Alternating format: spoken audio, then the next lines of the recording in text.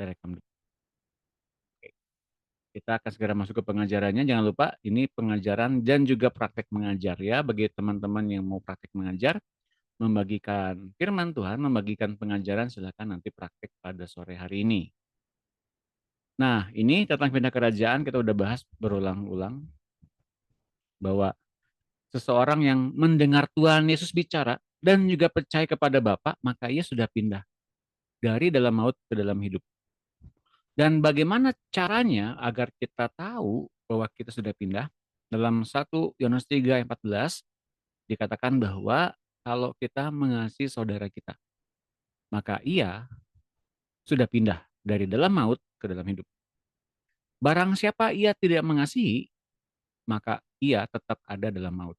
Ini yang membuat kita bisa mengerti bagaimana caranya kita sudah pindah dan apakah kita sudah pindah betulan atau belum. Nah, dari sini ya statusnya apakah kita sanggup nggak mengasihi. Jawabannya tentu saja tidak sanggup.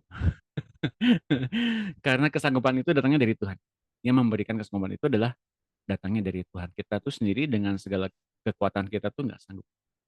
Dengan kekuatan yang Tuhan berikan kepada kita, dengan ketaatannya, bahwa yang memberikan pengampunan, pemulihan, kebangunan rohani itu adalah Tuhan juga. Jadi kita mengikuti apa yang sedang Tuhan lakukan dalam hidup kita, tahap demi tahap.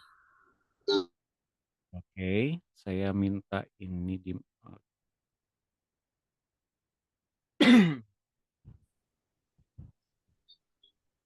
2, 3.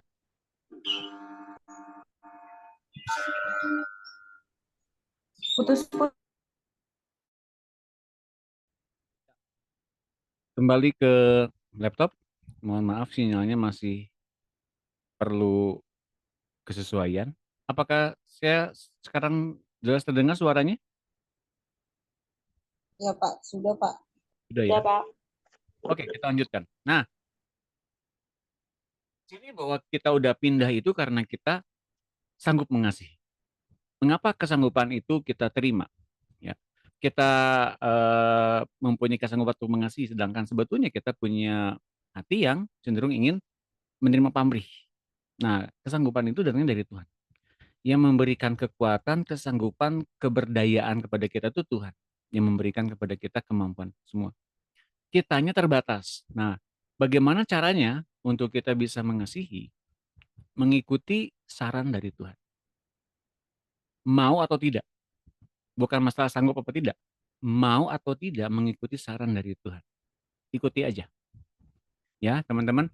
Kalau kita bisa mengasihi, itu datangnya karena memang dari Tuhan. Ikuti saja apa yang Tuhan sarankan. Oke? Nah, dan bagaimana kemudian kita bisa mengetahui bahwa kita ini memang sudah bisa mengampuni? Dengan iman. Nah, teman-teman. Iman itu memindahkan kita dari satu daerah ke daerah yang lain. Kalau tadi pertamanya kita dari maut ke dalam hidup, sekarang apakah iman itu bisa sanggup memindahkan kita ke tempat yang berbeda? Dari maut ke dalam hidup, hidup kemana? Hidup kepada hidup yang berkelimpahan. Teman-teman ya. Jadi iman yang kita terima hari-hari ini, kalau kita jangan jelas mengerti apa yang diajarkan Tuhan, kita bisa masuk atau pindah daerah ke tempat hidup yang lebih berlimpah-limpah. Semakin penuh hidup Kristusnya. Ini ayatnya dalam Roma 10 ayat 10. Silakan dibaca oleh Ibu Hotnida. Terima kasih Bu Hotnida. Ya Pak. Ya. Roma 10 ayat 10, karena dengan hati orang percaya dan dibenarkan, dan dengan mulut orang mengaku dan diselamatkan. Amin. Terima kasih Bu Hotnida. Sama-sama. Yakobus 3 ayat 2, Ibu Levina. Ya Pak, makasih Makasih. Pak. Shalom. Shalom. Yakobus 3 ayat 2. Sebab kita semua bersalah dalam banyak hal. Barang siapa tidak bersalah dalam perkataannya, ia adalah orang sempurna, yang dapat juga mengendalikan seluruh tubuhnya. Amin. Ya, terima kasih Bu Levina. Nah, teman-teman lihat ini ada dua elemen penting. Bahwa dengan hati orang percaya dan dibenarkan, Dengan mulut orang mengaku dan diselamatkan. Perkataan, ya. Perkataan dan kemudian hati yang percaya. Oke. Di sini dikatakan dalam Roma 10, dengan hati orang percaya dan dibenarkan. Dan dengan mulut orang mengaku dan diselamatkan. Jadi ada satu fasilitas dalam diri kita yang menyebabkan kita bisa pindah daerah dari satu tempat ke tempat yang lain secara tadi maut ke dalam hidup, sekarang hidup kepada apa? Hidup yang berlimpah-limpah. Semakin limpah hidup Kristus itu lengkap dalam diri kita. Oleh karena apa? Oleh karena kita nggak pernah salah ngomong. Oleh karena dari apa yang kita ucapkan itu kita tahu benar apa kuasanya. Kuasa perkataan kita tuh tahu jelas ada hasilnya. Kita berdoa, kita mungkin berdoa syafaat, berdoa buat kesembuhan, pemulihan orang lain, tapi kita pun nggak mengerti atau kita pun mungkin nggak percaya dengan apa yang kita ucapkan. Tapi kok kemudian Tuhan jawab dan Tuhan sembuhkan orang itu. Berarti memang dalam diri kita ini memang mungkin masih punya banyak ketidakpercayaan, tapi toh Tuhan menggerakkan kesembuhan kepada orang yang kita doakan. Artinya teman-teman, Tuhan tutupi kita dengan kesempurnaannya. Tapi semakin kita banyak berkata-kata dengan benar, dengan tepat, sesuai dengan firman-Nya, maka kemudian ia adalah orang yang sempurna, yang dapat juga mengendalikan seluruh tubuhnya. Artinya apa? Tubuh ini dikuasai oleh perkataan yang tepat. Jangan pernah kita salah berkata-kata. Kalau kita salah berkata-kata, tubuh pun akan merasakan dampak. Saya pernah cerita ya, teman saya pernah ngalamin sedang besuk orang yang sakit di rumah sakit, patah tulang tuh orangnya, temannya ini. Nah, teman saya ini bilang gini, pas lagi besuk itu, sakit kok ngebagi-bagi gitu ya. Nah, pulang-pulang tabrak orang, bahunya dislokasi, engselnya copot dari, eee, sendinya. Karena omongannya salah, kenapa sakit nggak bagi-bagi, maka dia pun kena. Nah, teman-teman mengertikah ini, bahwa iblis itu nggak bisa mengutuk kita, mencelakai kita. Yang ia bisa lakukan adalah ia menaruh perkataan-perkataan yang salah, iman yang salah, untuk kita ngomong dengan salah, maka pada akhirnya kita bisa mengutuki diri kita sendiri. Teman-teman mengerti? Kalau kita sekarang diberikan kuasa untuk berkata-kata, bahwa kita pun mesti berkata-kata dengan tepat, sesuai dengan apa yang dikatakan Tuhan. Maka kemudian kuasanya mengalir dalam diri kita. Itu teman-teman ya, jadi ini iman pun perlu dituntun oleh Tuhan terus-menerus. Kenapa? Karena itu bisa memindahkan kepada seluruh kepenuhan Kristus. Iman itu diberikan kepada kita oleh perkataan Tuhan juga. Nah, akibat perpindahan daerah tinggal dari tadi maut ke dalam hidup dan hidup kita kepada hidup yang berlimpah-limpah sepenuh Kristus, Anda juga pindah daerah hukum. Hukum kerajaan surga itu membebaskan kekuasaan hukum kerajaan dunia atas Anda. Jadi kalau kita sekarang pindah daerah bukan berarti hukum dunia masih menjerat kita, tidak. Dengan sendirinya, dengan sistem hukum yang sekarang kita punya, ini sistem kerajaan surga. Bukan berarti kita tidak usah bayar PBB, nggak usah bayar Sistamling, nggak usah bayar STNK, pajak bermotor gitu. Nggak kayak gitu. Istilahnya adalah gini, kalau dunia ini mencengkram dengan berbagai macam kekhawatiran, kekhawatiran masa depan, kekhawatiran tentang 7 turunan, bagaimana nanti hidupnya, harga cabai naik, bawang naik, harga bawang bombay naik, bukan kayak gitu sekarang. Tapi apapun yang kerajaan surga lakukan atau apapun program kerajaan surga pada hari-hari ini, lakukan, kita ikut serta dalam pergerakan kerajaan surga, maka kita mengikuti hukum tersebut.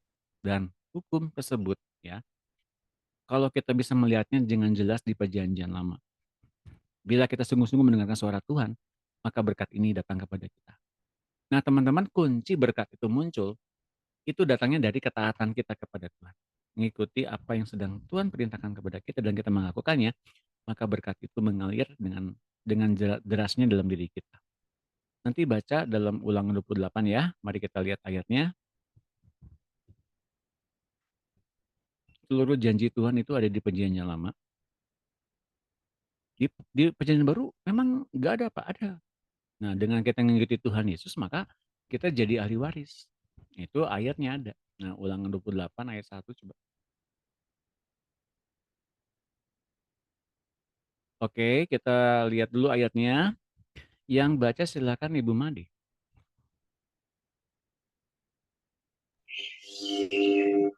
Ya, Pak. Ayat berapa, Pak? 1 dan 2 Ya. sampai Wahyu. Ya. Hmm. Saya cuma nggak kelihatan. Udah kelihatan? Masa iya? Matanya plus, Pak. Saya gedein ya. Iya. Udah, Pak. Ya. Iya. Ayat yang ke-1. Jika engkau baik-baik mendengarkan suara Tuhan Allahmu dan melakukannya dengan setia segala perintahnya yang kusampaikan kepadamu pada hari ini, maka Tuhan Allahmu akan mengangkat engkau di atas segala bangsa di bumi. Dan segala berkat ini akan datang kepadamu dan menjadi bagianmu jika engkau mendengarkan suara Tuhan Allahmu. Nah, selanjutnya di ayat yang ketiga dan seterusnya, diberkatilah, diberkatilah, diberkatilah. Artinya apa? Kalau kita mendengarkan suara Tuhan, itu sumber berkatnya. Tuhan itu sumber berkatnya. Jadi ikuti Tuhannya, maka kemudian berkat itu mengalir dengan derasnya di dalam hidup kita. Oke, jelas ya. Bukan cuma di kota, di ladang, tapi juga dalam buah kandungan, hasil bumi, hasil ternak, anak lembu sapimu, dan kandungan kambing dombamu. Diberkatilah bakulmu dan seluruhnya, dan seluruhnya, dan seluruhnya. Jadi sebetulnya berkat Tuhan mengalir bukan karena kita puasa, bukan karena kita ngikuti program gereja saja, bukan kita taat kepada orang tua, bukan kita taat kepada hamba Tuhan, pada gembala, tapi keseluruhannya bahwa kita taat pada Tuhan dan firman-Nya. Maka berkat ini menjadi bagian kita. Gitu teman-teman ya. Ini iman yang memindahkan kita ke dalam berbagai-bagai tempat dan dimensi, termasuk dimensi tentang berkat ini juga adalah hak kita sebagai anak-anak Allah. Jelas ya. Nah, coba kita baca Roma 8 ayat 1 sampai dengan 4. Silakan dibaca oleh Ibu Itun. Ada Ibu Itun? Iya, Pak. Terima kasih, Ibu. Roma 8 ayat yang ketiga sampai keempat. Demikianlah sekarang tidak ada penghukuman bagi mereka yang ada di dalam Kristus Yesus, hukum atau roh yang memberi hidup telah memerdekakan kamu dalam Kristus dari hukum dosa dan hukum maut, sebab apa yang tidak mungkin dilakukan hukum Taurat karena tak berdaya oleh daging, telah dilakukan oleh Allah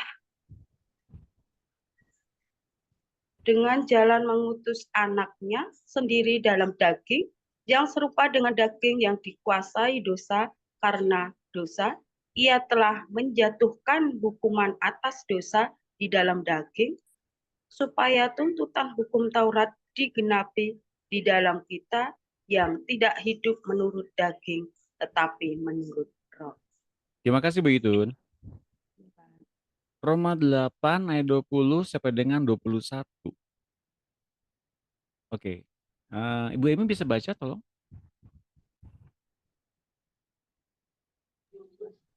Terima kasih. Roma 8 ayat 20 sampai 21. Karena seluruh makhluk telah ditaklukkan kepada kesia-siaan, bukan oleh kehendaknya sendiri, tetapi oleh kehendak Dia yang telah menaklukkannya. Tetapi dalam pengharapan, karena makhluk itu sendiri juga akan dimerdekakan dari perbudakan kebinasaan dan masuk ke dalam kemerdekaan kemuliaan anak-anak Allah. Terima kasih Bu Emi. 2 Korintus 3 ayat 17. Saya minta siapa? Ada Bu Marta ya. Silakan Bu Marta. Ya Pak, terima kasih. Salam. Shalom. Terima kasih Ibu. 2 Korintus 3 ayat 17. Sebab Tuhan adalah roh, dan di mana ada roh Allah, di situ ada kemerdekaan. Amin. Terima kasih Bu Marta. Galatia 5:13. Ada Pak Jeff?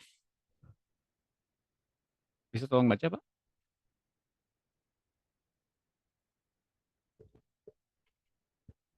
Oh, mungkin lagi di jalan. Saya minta. Ya, Oh, ada. Petrus Silakan Pak yang Jeff. Terima ngomong kasih kok. Pak Jeff.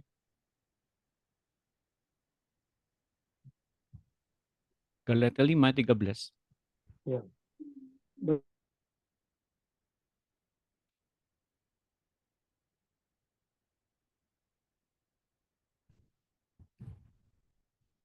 Mungkin sinyalnya ya bermasalah ya. Oke. Halo, halo, halo. Iya ya. Sekarang jelas terdengar Pak. Silakan Pak. Galatia 5 ayat 13 ya. Betul Pak. Oke. Saudara, memang kamu telah dipanggil untuk merdeka.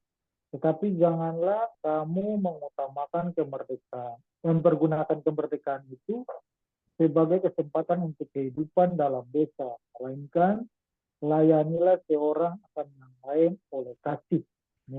Terima kasih Pak Jeff. 1 Petrus 2 ayat 16. Apakah ada Bu Yohana?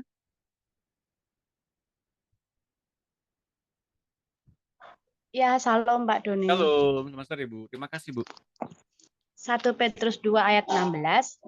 Hiduplah sebagai orang merdeka dan bukan seperti mereka yang menyalahgunakan kemerdekaan itu untuk menyelubungi kejahatan-kejahatan mereka.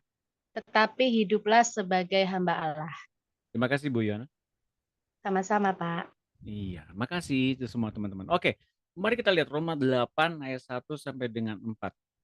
Nah, jadi apa yang tidak bisa dilakukan oleh manusia karena ketidakberdayaan mereka dalam daging. Jadi manusia itu nggak bisa melakukan seluruh apa yang Allah inginkan karena nggak berdaya, karena kelemahan kedagingan yang selalu ingin egosentris ya, kepuasan diri sendiri, dan tetap melawan Allah itu sebetulnya kedagingannya nggak bisa mampu untuk mentaati Allah ya. Dan semua orang yang terbilang demikian, semua orang tanpa terkecuali ya, mereka layak untuk dihukum. Oke, tapi puji Tuhannya kabar baiknya adalah Yesus dengan hukumnya. Ya. Hukum roh yang ada dalam perkataan Tuhan Yesus itu memberikan kehidupan berupa kemerdekaan dari hukum dosa. Dengan cara apa? Dengan cara melakukan tindakan-tindakan iman lewat perkataan Tuhan Yesus dengan remanya, yang hukum roh itu. Jadi kalau kita melakukan hukum roh, yaitu melakukan rema dari Tuhan Yesus, maka kita telah melakukan semua tuntutan hukum Taurat yang digenapi di dalam kita ketika kita menuruti pimpinan Roh Kudus. Bahkan yang keduanya, Kristus yang telah menjatuhkan hukuman atas dosa dalam daging, Kristus yang sama yang dalam diri kita pun menjatuhkan ketidakmampuan manusia untuk mengatasi segala hukum di dunia ini dengan hukum roh di dalam daging. Jadi ketika Yesus masuk ke dalam hati kita, ia menghukum dosa di dalam daging kita agar kita mampu melaksanakan seluruh hukum Allah. Bukan dibebaskan dari hukum Allah ya, mampu melaksanakan hukum Allah karena kita dengan hukum yang baru, hukum roh, melaksanakan semua hukum-hukum itu. Oleh apa? Oleh perkataan Tuhan. Jelas ya teman-teman? Jadi enggak seperti apa yang diduga banyak orang kita dibebaskan dari Taurat. Ya, enggak gitu juga sebetulnya. Memang betul kita dibebaskan karena kita dibebaskan dengan menjadi anak Allah yang dimerdekakan, anak Allah yang merdeka. Tapi seringkali kita jatuh bangun dalam dosa. Sebab Tuhan adalah roh dan di mana ada roh Allah, di situ ada kemerdekaan. Nah, makanya kita mesti mengerti di mana ada roh Allah, di situ kemudian adanya hukum roh. Lewat siapa? Lewat perkataan Tuhan Yesus yang adalah perkataan itu bersifat hukum roh. Rema yang ia berikan itu berupa hukum roh. Selalu begitu. Nah, karena kita kemudian dipanggil menjadi orang merdeka, tapi janganlah kamu mempergunakan kemerdekaan itu sebagai kesempatan untuk kehidupan dalam dosa. Artinya apa? Dosa itu masihkah harus atau tetap tinggal dalam diri kita? Udah nggak bisa lagi. Kenapa? Karena kita dimerdekakan oleh oleh Tuhan Yesus, oleh hukum roh. Oleh hukum roh itu menyebabkan kita tidak mungkin berbuat dosa sebetulnya. Tapi kok bisa berdosa lagi, Pak? Karena kita masih menghidupkan keinginan kita di dalam daging. Sementara daging ini harusnya sudah dimatikan di kayu salib sama-sama dengan kematian Yesus. Nah, oleh karena itu maka bagaimana caranya kita bisa betul-betul dibebaskan dengan hukum roh ini? Ya, tadi kita udah jelas, hiduplah sebagai orang merdeka. Artinya, hiduplah sebagai seorang hamba Allah. Hamba Allah itu diperhamba oleh Allah dan perkataannya. Jadi nggak bebas lagi seperti dulu, ya. Nggak bebas melakukan segala pikiran-pikiran kita yang dibebaskan dengan berbagai macam pikiran-pikiran yang serba boleh karena kita udah merdeka. Nah, teman-teman nggak seperti begitu ya. Jadi kita tetap dibatasi oleh hukum yang baru, yaitu hukum roh. Yaitu perkataan Tuhan Yesus yang menjadi rema dalam diri kita. Sampai sini teman-teman ada pertanyaan? Itu kalau dibulak-balik kayak gitu-gitu juga, teman-teman mau gimana pun ayatnya tetap isinya ya begitu. Jadi nggak mungkin. Oke, silakan Pak Jeff. Itu mengenai tadi yang dibaca, setiap makhluk ditaklukkan dalam kesia-siaan, bukan karena kehendaknya sendiri, melainkan kehendak dia. Maksudnya kehendak dia maksudnya gimana, Pak? Nah, jadi Allah ini menaklukkan seluruh perbuatan-perbuatan ritual, perbuatan-perbuatan orang-orang atau manusia-manusia yang mencari keselamatan, tapi dengan caranya masing-masing. Ya, semuanya ini ditaklukkan kepada kesia-siaan dalam beribadah diantaranya. Mengapa? Karena hatinya tetap menjauh dari Tuhan. Nah, semuanya ini memang berasal dari ketidakmampuan Adam untuk mentaati Tuhan. Maka semuanya ditaklukkan oleh Allah dalam kesia-siaan. Jadi perbuatan manusia semuanya sia-sia. Sampai dengan kemudian Kristus datang. Pak, kalau di Perjanjian Lama ada imamat, ada perkataan-perkataan Tuhan lewat hukum Taurat itu gimana, Pak? Mereka mesti diatur agar tidak jatuh ke dalam dosa. Tahu itu dosa itu seperti apa. Dan mereka kemudian menghadap Tuhan lewat imam besar. Mereka perlu disucikan, dikuduskan dengan ritual tertentu, dengan darah binatang. Yang secara gambaran itu nantinya akan disempurnakan, digenapi lewat darah Kristus. Di masa Perjanjian Lama, teman-teman, orang-orang yang dikuduskan, tanda kutip diperciki dengan darah, itu diwakili dengan darah binatang, belum menyelamatkan mereka, masih kemudian digenapi lewat darah Kristus beribu-ribu tahun kemudian, gitu teman-teman ya. Jadi sebetulnya yang terjadi adalah darah Kristus yang tercurah itu menggenapi hukum Taurat semua di masa-masa Perjanjian Lama. Lalu bagaimana dengan orang di masa lampau itu? Apakah mereka diampuni dosanya? Mereka bukan diampuni dosanya, mereka secara ritual mereka diperpanjang dalam hal mereka bisa hidup di depan Tuhan.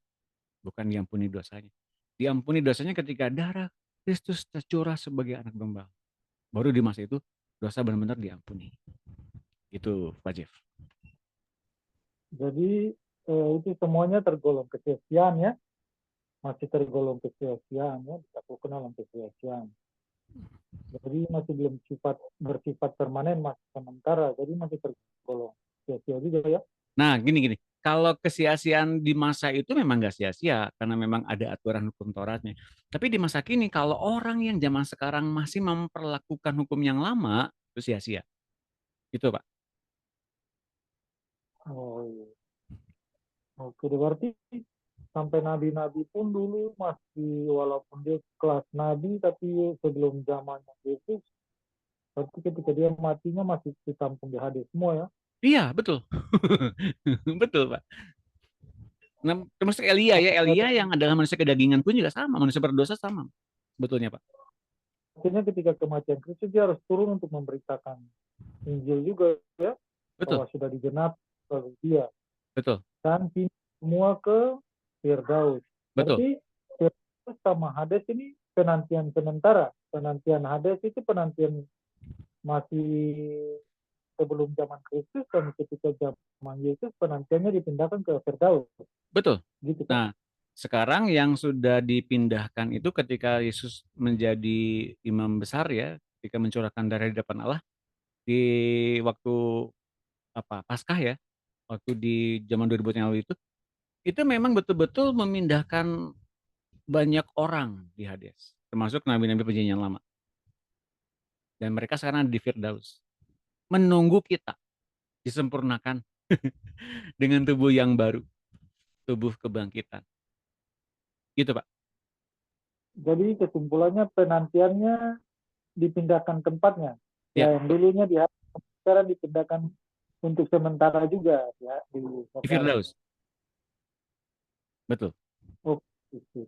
Maka karena Ya. nanti pada akhirnya tunggu kita baru semuanya penghakiman tahta putih kan. Pengen Tato Putih itu orang yang besar kecil yang di luar Tuhan itu dihakimi di Tato Putih. Oh, Kita, di luar Tuhan. oh iya, itu di Tato Putih di luar Tuhan.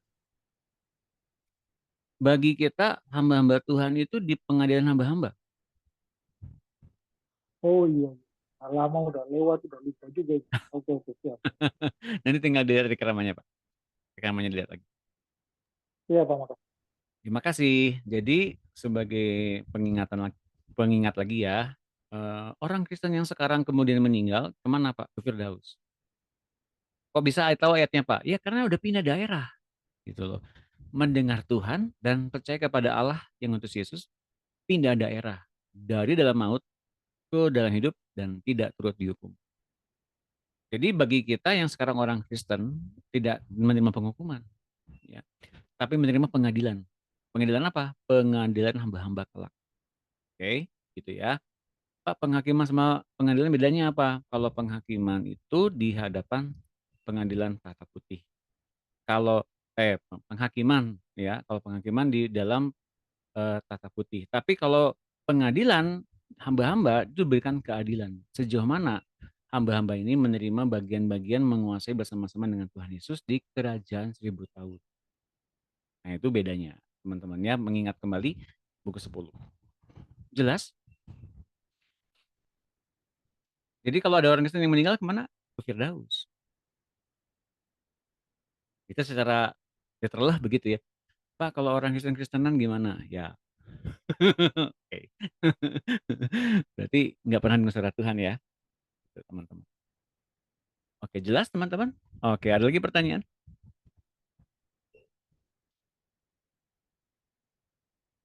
Silakan.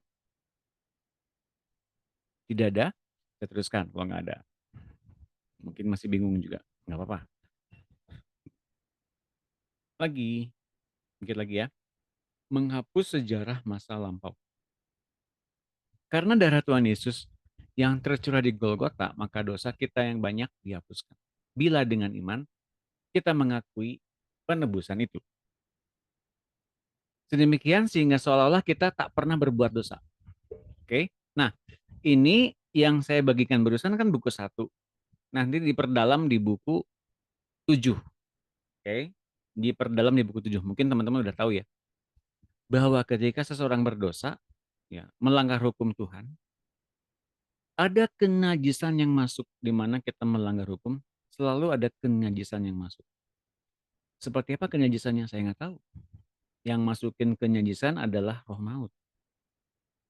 Di hari orang itu bertobat, menerima Tuhan Yesus, apakah langsung hilang semuanya? Enggak langsung hilang. Nanti dibahasnya di buku 7. Oke. Nah, karena darah Tuhan Yesus yang tercurah di Golgota, maka dosa kita yang banyak dihapuskan bila dengan iman kita mengakui penebusan itu. Penebusan itu adalah memindahkan ya, seseorang dari dalam maut ke dalam hidup. Sedemikian sehingga seolah-olah kita tak pernah berbuat dosa. Paulus menerangkan bahwa kita bukan ciptaan yang lama yang diperbaharui atau direnovasi, ada keburukan-keburukan di plester pakai Band-Aid. Enggak kayak gitu. Tapi kita ini diciptakan baru. Itu terjadi karena dosa kita dihapuskan dan roh kita dijadikan baru dengan hadirnya roh Yesus yang menggumpal, yang menyatu, yang manunggal dengan roh kita. Ya teman-teman, ini nanti dijelaskan juga di buku 7 ya. Bagaimana kita lahir baru. Hadirnya roh Yesus menjadikan kita menjadi manusia yang baru dengan roh Yesus yang menyatu dengan roh kita. Tapi jiwanya, akal budinya perlu diperbaharui gitu teman-teman. Nanti kita akan lihat ya. Mika 7:19. Kembali lagi ke Bu Hornida. Terima kasih Bu Hornida. Terima kasih, Pak. Terima kasih Bu. Mika 7 ayat 19, biarlah ia kembali menyayangi kita, menghapuskan kesalahan-kesalahan kita, dan melemparkan segala dosa kita ke dalam tubir-tubir laut. Amin. Terima kasih Bu Hornida. Sama-sama. Yesaya 43:25. Bu Levina. Ya Pak, Ya, terima kasih Bu. Yesaya 43 ayat 25. Akulah dia yang menghapus dosa pemberontakanmu oleh karena aku sendiri. Dan aku tidak mengingat dosa. Amin. Terima kasih Terima Pak. kasih Bu Levina. Yesaya 44 ayat 22. Ibu Marta. Ada?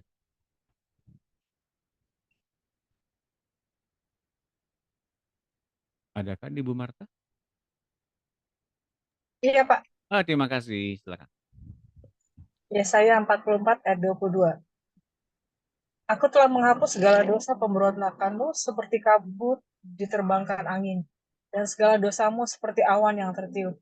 Kembalilah kepadaku, sebab aku telah menebus engkau. Amin. Terima kasih Bu Marta. Berikutnya Ibu Made. Ada Ibu Made? Ya, Pak. Terima kasih. 2 Korintus. Bukan. 1 Yohanes 3:5. Oh iya. Ya. 1 Yohanes 3 ayat 5. Dan kamu tahu bahwa ia telah menyatakan dirinya supaya ia menghapus segala dosa dan di dalam dia tidak ada dosa. Terima kasih Bu Made. 2 Korintus 5:16-17. Ibu itu ada? Ada, Pak. Terima kasih. 2 Korintus 5 ayat 16 sampai 17. Ya. Sebab itu kami tidak lagi menilai seorang juga pun menurut ukuran manusia, dan jika kami pernah menilai Kristus menurut ukuran manusia, sekarang kami tidak lagi menilainya demikian. Jadi siapa yang ada di dalam Kristus, ia adalah ciptaan baru. Yang lama sudah berlalu, sesungguhnya yang baru sudah datang. Terima kasih Bu Itun. Baik, kita lihat ini ya di dalam Mika 7:19, dalam Yesaya 43:25, dalam Yesaya 22. Tuhan bilang semuanya dosa diampuni. Dan betul-betul Tuhan melupakan semua dosa-dosa itu. Betul-betul Tuhan lupakan semua dosanya, teman-teman. Nah, lalu tadi yang saya bahas apa dong, Pak? Yang tadi dibahas sama Bapak apa tuh? Ya, kemudian adanya yang mesti dilepaskan, ada doa pelepasan ketika seseorang itu berdosa di masa lampau, nggak langsung hilang tuh kenajisannya ya, atau nggak langsung hilang si roh jahatnya atau roh setannya, apakah itu kemudian menjadikan kita nggak diampuni sama Tuhan? Kita diampuni sama Tuhan, betul. Tapi akal budi kita, jiwa kita perlu diperbaharui terus-menerus sampai dengan serupa dengan Kristus. Sampai dengan kita taat sepenuhnya pada Kristus. Di hari ini, kita masih punya jiwa yang masih menginginkan produk yang lama. Manusia yang lama, hidup yang lama, dan hidup yang bergelimang dalam dosa. Selalu begitu teman-teman. Nah, karena itu maka ikuti ayat-ayat ini sampai dengan kita bisa mengerti. Aku telah menghapus segala dosa pemberontakanmu. Seperti kabut diterbangkan angin, dan segala dosamu seperti awan yang tertiup. Kembalilah kepadaku sebab aku telah menebus engkau. Tuhan menempatkan dirinya untuk kita ada di tempat yang dimerdekakan dan Tuhan di tempat yang terhukum. Oke, jelas ya. Tuhan di tempat yang terhukum dan dia disalibkan. Sedangkan kita dibebaskan dan kita tidak usah mengalami seperti Yesus. Namun, teman-teman, ketika kita di masa lampau telah berbuat dosa, adanya keinginan si jahat itu dalam jiwa kita yang masih menjadi pintu agar kita terus-menerus bisa berbuat dosa lagi dan berbuat dosa lagi. Ya, yang ini mesti diperbaharui. Jiwa kita mesti diperbaharui untuk menemukan apa sih yang Allah mau? Apakah yang sempurna itu? Apakah yang diperkenankan itu? Apakah yang baik itu? Dan kalau kita mengejar apa yang diinginkan Allah yang sempurna, alias mengikuti apa yang Allah rindukan, maka kita semakin mengerti jiwa kita ini semakin hanya punya pilihan-pilihan yang tertentu saja yang Allah inginkan saja dan kita mengikutinya. Jelas ya? Jadi jiwa kita sekarang berfokus hanya kepada apa yang Allah nyatakan dalam tahta kasih karunia-Nya. Maka itu yang terjadi bahwa kita fokus kepada Allah dan hidup kita berganti semakin penuh. Hidup yang lamanya nggak kemudian ngomong lagi, aku perlu berdosa lagi nih. Aku punya pikiran yang cabul nih, gitu. Yang nggak usah dihidupkan lagi. Karena hidup kita tidak semestinya seperti itu. Hidup kita tidak usah ditutupi dengan berbagai kebaikan untuk mengatasi semua dosa-dosa perbuatan salah yang kita perbuat hari-hari melampau. Dengan cara bagaimana? Dengan cara hidup seperti apa yang Allah inginkan lewat hidup Kristus. Hidup Kristuslah yang Allah lihat dalam diri kita. Apakah Kristusnya hidup? Apakah firman-Nya hidup menghidupi kita? Ya, jelas teman-teman. Nah, maka kita sekarang telah menjadi ciptaan yang baru jika hidup Kristusnya dikenakan. Ya teman-teman, ini yang menjadi masalah adalah kitanya masih punya keinginan. Nah, itu celah jiwa yang dimasuki oleh si jahat, dengan kata lain bahwa kita masih ditaklukkan dalam kuasa perbudakan lewat kedagingan. Nah, teman-teman, kita masih mempunyai itu, maka kita tidak sepenuhnya hidup bersama-sama dengan Tuhan. Ketika kedagingan muncul, Tuhan yang manakah yang kita menaklukkan diri kepada siapakah yang Tuhan yang ada dalam diri kita? Apakah Tuhan Yesus? Apakah kedagingan kita? Nah, kalau kedagingan kita ternyata itu ada upahnya maut, teman-teman. Bapak Ibu sekalian. Sampai sini ada pertanyaan? Siapa yang Ada, Pak. Oke, buat Indah. Silakan, buat Indah. Yang saya baca tadi, Pak. Oke. Yang Mika ya? Mika. Iya, Mika 7. Mika 7 ayat 19. Betul. Mika 7 ayat 19, berlah ia kembali menyayangi kita, menghapuskan kesalahan-kesalahan kita dan melemparkan segala dosa kita ke dalam tubir-tubir laut. Ya. Yang saya pertanyakan, Pak, tubir-tubir laut. Saya belum mengerti, Pak. Tolong dijelaskan. Tubir-tubir itu tempat terdalam di dalam lautan. Palung-palung laut itu yang paling terdalam di tengah-tengah lautan. Siapakah yang tahu tempat terdalam lautan itu ada di mana? Diduga di Palung Mariana. Itu tempat yang terdalam. Tempat yang sangat dalam, yang susah dijangkau oleh manusia. Bahkan oleh alat-alat modern sekalipun itu sangat sulit dijangkau. Ya, hanya jika kemudian punya alat khusus yang bisa sampai dengan ke dalam itu, maka kemudian pernah ditemukan adanya berbagai kehidupan dengan makhluk-makhluk yang aneh-aneh di dalam laut itu, di dalam palung itu. Dan tempat itu memang di tempat itulah secara gambar di Alkitab kesalahan kita benar-benar udah dilupakan sama sekali oleh Tuhan. Gitu teman-teman. Gitu Bu Honida. Oke. Kalau gitu kita lihat gambarnya ya. Seperti apa sih palung laut yang belum tahu ya. Saya coba gambarkan, mungkin teman-teman di sini bisa kita lihat.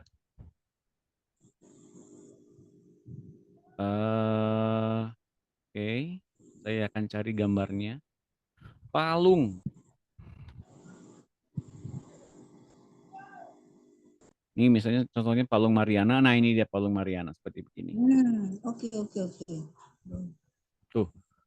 Nah, itu dia. Seperti itu. Nah, ini contohnya laut ya. Nah, Palung Mariana itu yang ini. Mana ya gambarnya?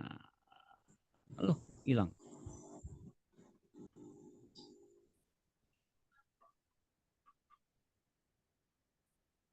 Ya, koneksinya rada lambat. Coba saya liatin dulu yang ini. Tadi kan ini ya, Palung Mariana. Nah, ini dia. Loh, kok pindah-pindah? Bentar ya. Gimana sih kok pindah-pindah?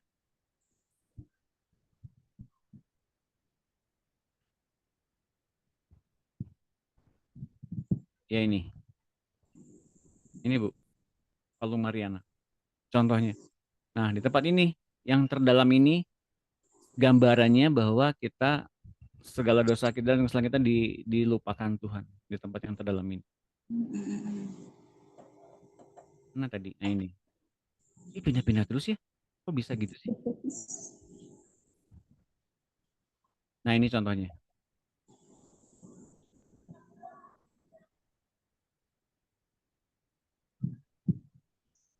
Nah ini gambarnya ini.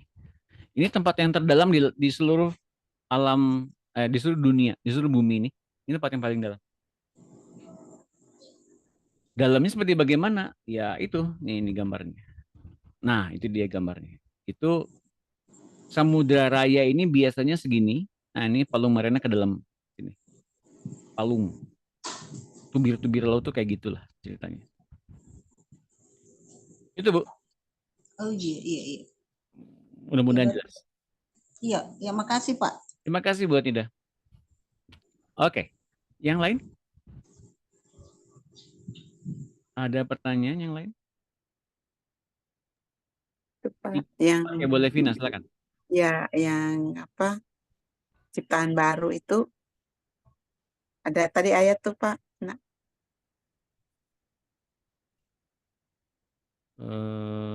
Ini, ya, yang paling bawah. ini ya. Ya itu.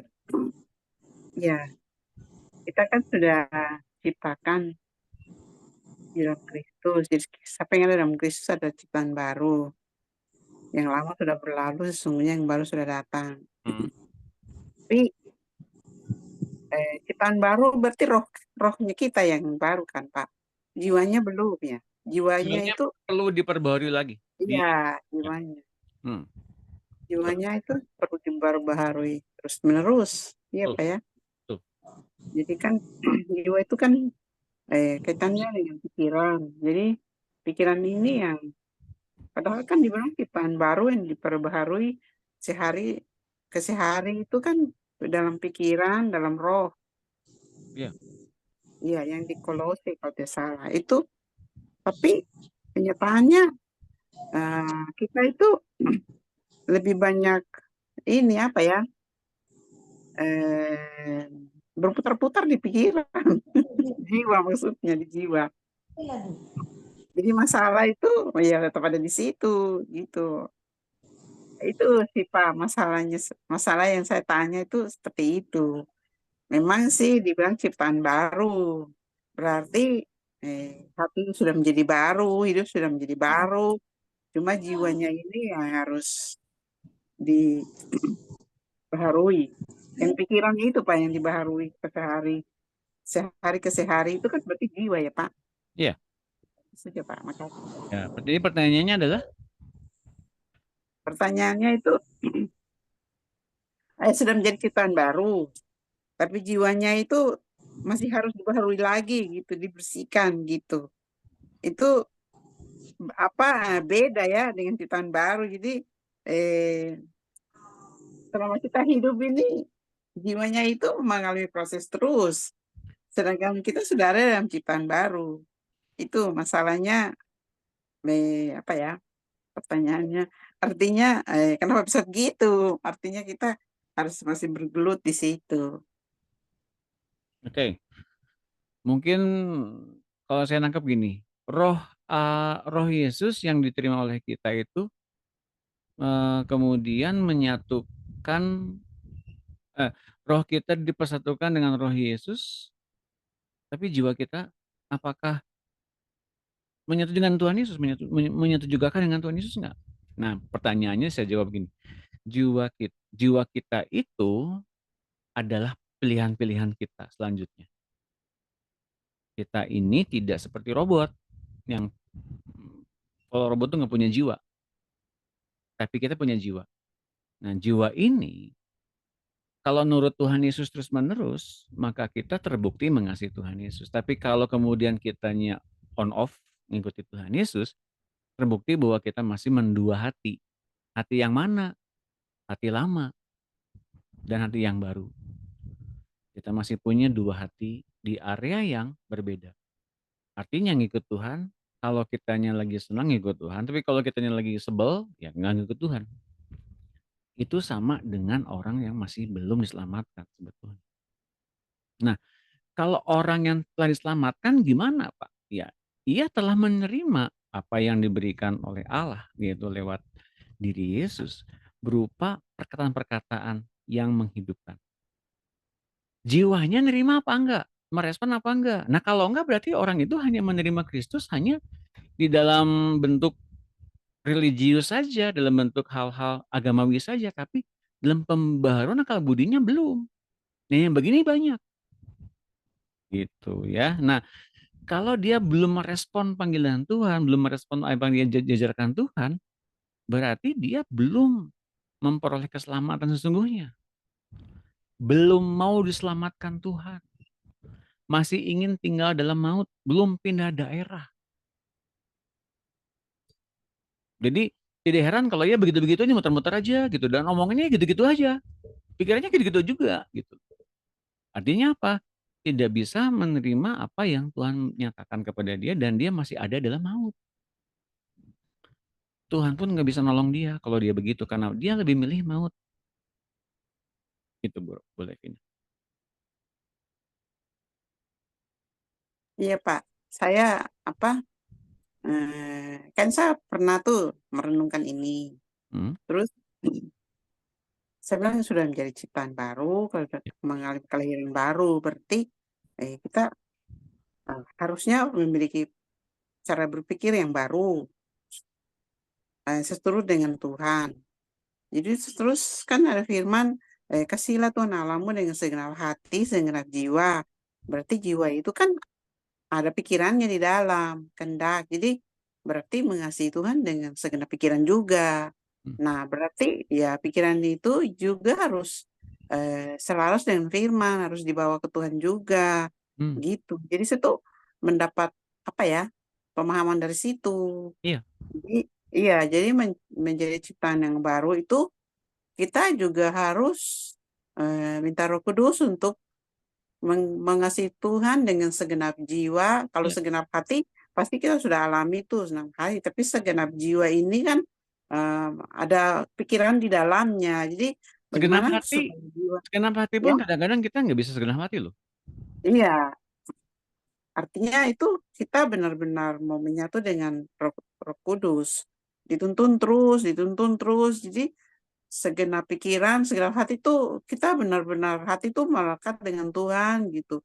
Segenap jiwa itu kadang pikiran ini masih belum apa ya, masih kemana-mana gitu, masih berpikir negatif atau khawatir gitu. Nah itu yang saya renungkan seperti itu. Jadi yang saya dapat solusi itu mengasihi Tuhan dengan segenap jiwa, dengan segenap hati itu harus benar-benar firman Tuhan yang mengubah. Iya Pak ya? Iya. Kan pikiran. Iya. Pikiran itu harus dicuci bersih dengan air hidup, firman Tuhan, terus menerus supaya pikiran itu selaras dengan firman. Itu Iya. yang saya dapat. Jadi ya memang itu perlu perjuangan, ya memang nggak bisa dengan kekuatan, tapi dengan pertolongan Roh Kudus, dengan tuntunan. Artinya dituntun terus sama Roh Kudus, begini, kamu harus begini, gitu Pak. Jadi memang luar biasa. Sudah menjadi ciptaan yang baru, tidak otomatis langsung baru begitu. Kita juga harus berusaha minta pertolongan Roh Kudus untuk benar-benar diubahkan yang seperti yang lalu Bapak bilang, meskipun kita bergumul untuk anak, tapi terlebih kita dulu diubahkan Ya, gitu. Jadi betul. yang saya mendapat seperti itu, so iya Tuhan ya. Jadi memang seperti yang tadi Bapak bilang, harus perkataan positif.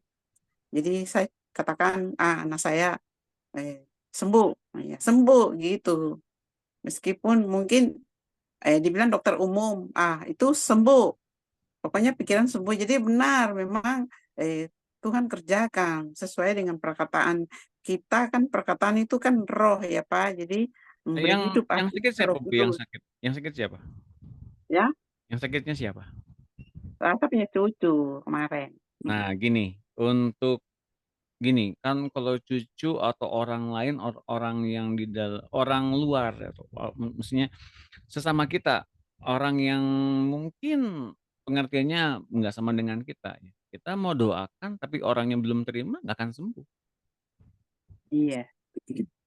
Tapi ini saya punya cucu. Maksudnya saya hanya saya imani gitu, percaya gitu ya. Coba aja.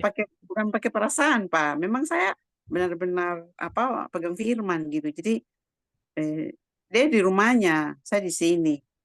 Saya tidak, maksudnya waktu dia sakit itu saya hanya tahu dia ke dokter. Terus saya bilang, Tuhan, ini namanya Glory. Glory tidak dibawa ke dokter spesial, ke dokter umum, tapi Tuhan beri hikmat untuk obat yang dikasih dokter, biar dia minum 1-2 kali dia langsung sembuh, batuknya tuh sembuh gitu. Jadi memang benar, saya tanya, saya punya anak mantu, sudah mama, batuknya sudah berkurang, sudah reda. Jadi waktu saya lihat dia, saya bilang, wah ini anak sakit ini. Matanya halus sekali nih, dia sakit nih. Pucat. Terus setelah saya kemarin malam dilihat di video call, oh dia sudah sembuh, mukanya sudah cerah, sudah bagus. Sebelum Tuhan, terima kasih. Jadi memang harus dihidupi terus perkataan-perkataan yang positif itu, supaya memang Tuhan kerjakan sesuai dengan iman. Itu Pak yang saya alami. Jadi memang pembelajaran ini tidak bisa begitu lewat saja, tapi memang harus dihidupi juga supaya kita benar-benar alami. Iya, sudah Pak. Oke. Makasih Pak. Ya, makasih. Coba aja ya. Oke. Ada lagi yang lain? Terima kasih Bu Livina kesaksiannya. Ada lagi? Saya mau nanya dulu teman-teman, ada yang sudah mendengarkan rekaman di Telegram yang saya bagikan?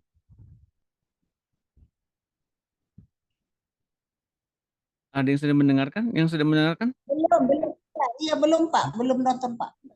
Belum nonton? Oh, Bu Livina udah? Saya sudah malah ulang-ulang. Wah. Aku belum. Gitu. Silakan ya, diulang-ulang ya. Karena penyembahannya. Oh, penyembahannya, oke. Iya, sampai Bapak masuk firman itu luar biasa. Lebih dalam dari yang kemarin pemberitaan itu. Oh iya, kan itu memang 45 menit khotbahnya.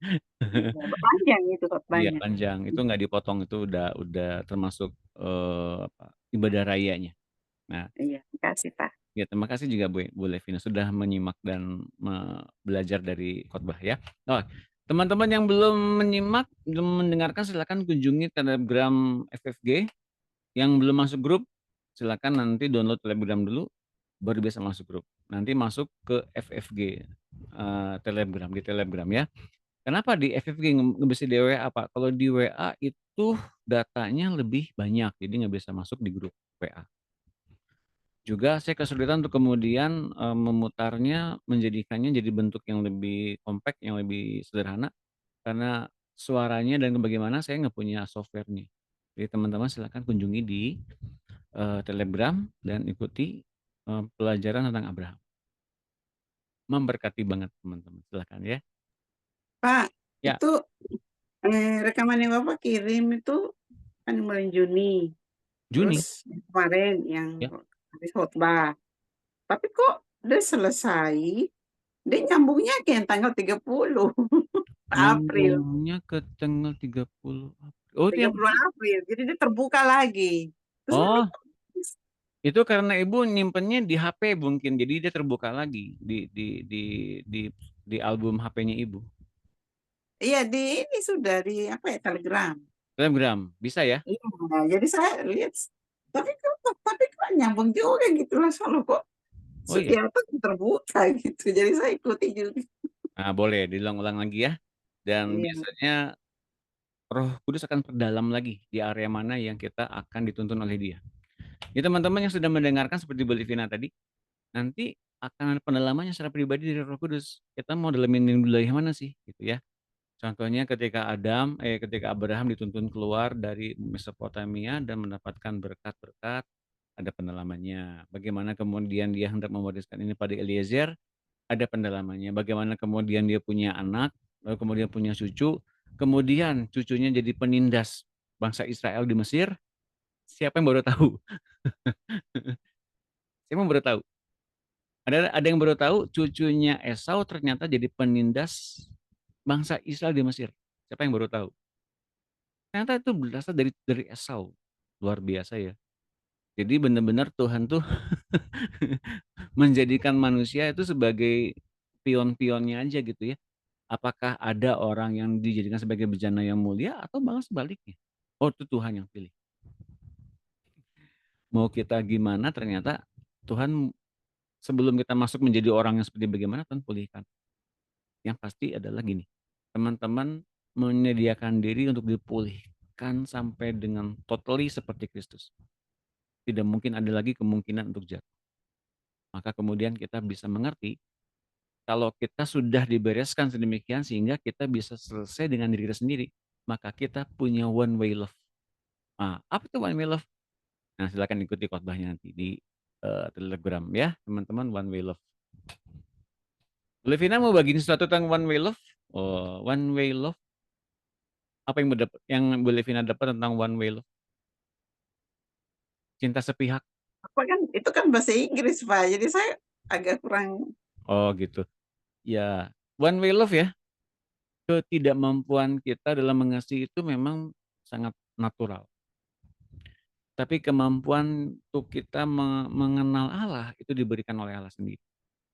Dan pada kisah Abraham, ya Abraham ketika itu diperintahkan oleh Tuhan untuk membuat korban bakaran, korban sebagai korban apa?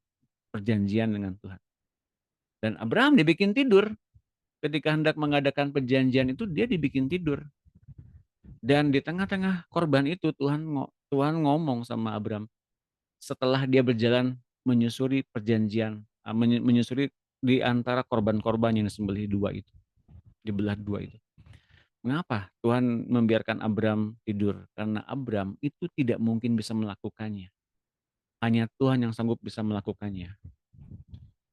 Kita nggak bisa mengasihi dengan kekuatan kita, tapi Tuhan yang sanggup melakukannya. Dengan mengorbankan dirinya, jadi objek untuk kita kemudian bisa mengerti, ia adalah subjek kasih yang besar. Artinya, kita bisa mengasihi karena ada Tuhan yang dalam diri kita, yang sanggup untuk mengasihi kita dan kemudian menyalurkan kasih itu kepada orang lain juga. Pandang Tuhannya. Cara memandang Tuhan gimana, Pak? Keluar dari tenda. Seperti Abraham, ketika dapat perjanjian dari Tuhan, ya diam di tendanya, kata Tuhan. Keluar dari tendamu. Keluar dari ketidakmampuanmu, keluar dari keterbatasanmu, keluar dari setiap dosa-dosamu, keluar dari masa lalu, keluar. Lihat, pandangi visi Tuhan seperti apa. Nah, teman-teman, kalau kita bisa lihat visi Tuhan, maka kita berjalan dalam visi demi visi, keluar dari setiap apapun yang kita pikir kita terbelenggu dalam rutinitas, terbelenggu dalam satu wilayah pikiran yang lama, hidup yang lama, agar kita mengalami hidup Kristus terus-menerus berlimpah-limpah, akhirnya kita bisa mengalami hidup sepenuh Kristus, sepenuh Allah. Nah, silakan nanti ikuti teman-teman ya. Berarti Pak, apa yang Abraham alami itu kita juga bisa alami seperti itu, Pak ya. Nah, iya. Kalau kita tidak mampu, kita mengasihi Tuhan, tetapi untuk supaya janji Tuhan itu tergenapi di hidup kita tidak mampu untuk melakukan segalanya, artinya ketaatan yang total. Tapi kuasa Tuhan, Roh Kudus itu benar-benar memampukan kita untuk mengalami itu. Seperti apa yang Abraham alami itu, Tuhan memampukan dia tidur, jadi Tuhan bekerja untuk menolong dia, sehingga janjinya itu tergenapi dalam kehidupannya. Begitu, Pak. Iya. Jadi seperti apa yang kemarin Bapak bilang bahwa apakah kita punya janji? Kita ada punya janji dengan Tuhan atau kita ada menerima janji dari Tuhan? Kan Bapak ada tanya seperti itu. Ya, memang kalau saya memang jujur, saya menerima janji dari Tuhan sudah berapa kali Tuhan ulangi sampai tadi pagi subuh saya masih tidur masih melek lah, terus suara Tuhan mengatakan seperti itu, saya ingat, terus saya bangun, terus saya bilang, ya Tuhan, kehendak-Mu yang jadi gitu, tapi saya kan tidak mampu gitu. Jadi saya ingat dengan Abraham ini ya, dia tidak mampu untuk menerima janji Tuhan di usia itu, tetapi dia benar-benar percaya bahwa itu Tuhan yang melakukannya. Iya. Jadi dia benar-benar total menyerahkan semuanya kepada Tuhan. Jadi dia tidur begitu. Jadi Tuhan yang menguasai dia untuk janji Tuhan itu tergenapi. Iya. Itu Pak. Jadi saya memang sangat terberkati dengan rekaman yang kemarin itu. Jadi ya luar biasa Pak. Memang saya senang dibawa ke sana, jadi saya sangat bersyukur sekali Pak. Terima kasih banyak Pak. Terima kasih sudah belajar dengan seperti sedalam itu Bu Levina. Ya, tolong teman-teman juga ikuti ya. Agar dapat pemahaman yang lebih dan lebih lagi seperti Bu Levina, saya percaya kita akan mendapatkan lebih lagi bersama-sama dengan pimpinan Roh Kudus. Oke, silakan nanti kunjungin Telegramnya ya. Kita habiskan dulu teman-teman. Cara memandang yang baru. Satu lagi ini ya. Sebagai akibat keberadaan kita yang baru, maka cara memandang kita terhadap diri sendiri dan orang lain juga menjadi baru. Perspektif kita kepada diri sendiri dan orang lain menjadi baru. Tak lagi menurut norma umum seperti manusia kebanyakan, tapi dari sudut pandang Tuhan. Nah, perspektif Tuhan, dari kasih Tuhan, ya, dari apa yang Tuhan lakukan kepada kita, maka kita wajib melakukannya kepada orang lain juga. Roma 6 ayat 11. Kembali ke Pak Jeff, silakan. Terima kasih Pak Jeff. Ya. Roma 8 ayat 11. Bukan Roma 6, Pak. Hah? Roma 6. 6, Pak. Enggak kelihatan di tampilan. Oh iya? Coba. Roma 6 ayat 11 ini. Ini. Silakan. Oke, Roma 6 ayat 11. Demikianlah hendaknya kamu memandangnya bahwa kamu telah mati bagi dosa, tetapi kamu hidup bagi Allah dalam Kristus Yesus. Amin. Iya, makasih Pak Jeff. Ini artinya kita nggak usah lagi menghidupi dosa ya. Nggak usah lagi milih dosa sebagai jalan kehidupan. Tapi kita ini adalah hidup untuk kepentingan Allah lewat hidupnya Kristus. Oke. 2 Korintus 5 ayat 16. Siapa yang belum baca? Ibu Yohana ada? Ada Pak Doni. Terima kasih Bu. Tolong dibaca. 2 Korintus 5 ayat 16. Sebab itu kami tidak lagi menilai seorang juga pun menurut ukuran manusia. Dan jika kami pernah menilai Kristus menurut ukuran manusia, sekarang kami tidak lagi menilainya demikian. Ya, jadi terima kasih Bu Yohana. Jadi kita mungkin pernah mendengar Kristus itu datang sebagai anaknya Yusuf ya, dan dikuasai dosa, otomatis begitu ya. Tapi kan tidak sebetulnya. Itu pandangan orang-orang Yahudi di masa itu. Yesus itu lahir dari hasil perzinahan sebelum mereka orang tuanya kawin tuh udah hamil duluan. Kan mungkin begitu ya, omongan begitu. Nggak kayak gitu. Setiap orang tuh punya masalah pribadi masing-masing dan pasti kemudian punya kelemahan. Kita selalu memandang buruk tentang orang lain, nggak kayak gitu juga gitu. Setiap orang punya kelemahan betul, dan kita punya mempunyai satu tingkat pengertian. Iyalah, wajarlah ya, ampuni aja orang yang kemudian punya pengertian yang masih belum belum sampai di pengertian kita yang dapat kita hari ini. Bukan kita jadi sombong, bukan, tapi kita menjadi orang yang low profile atau yang jadi humble. Gak usah kemudian kita mempermasalahkan apa yang kita punya dengan orang lain yang punya pengertian tertentu yang masih kemudian belum, tanda kutip ya, belum apa-apanya dibanding kita. Teman-teman, kalau kita mempunyai pengertian itu dan kita telah dikasihi Tuhan Yesus, maka hasilnya, responnya kemudian kita akan lebih mengasihi orang itu. Karena kita mengerti mereka masih belum dijamah Tuhan. Kalau kita belum dijamah Tuhan pun, mungkin kita masih seperti itu. Nah Pak, kalau dijamah Tuhan memang dipastikan kita akan melakukan yang lebih besar? Belum pasti juga.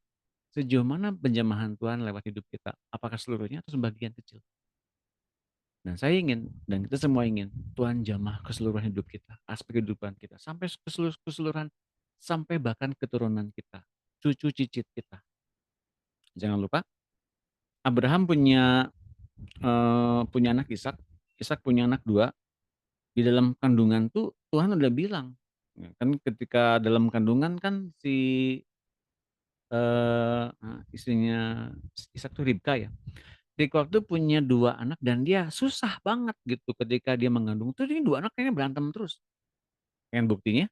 Mari kita lihat. Ada nggak ayatnya ya?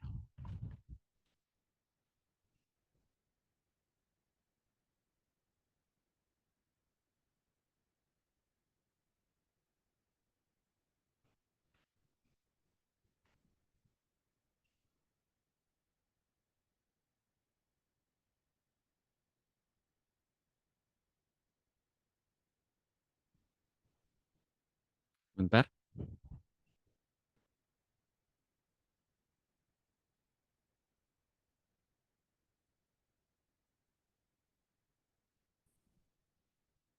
Oh ini.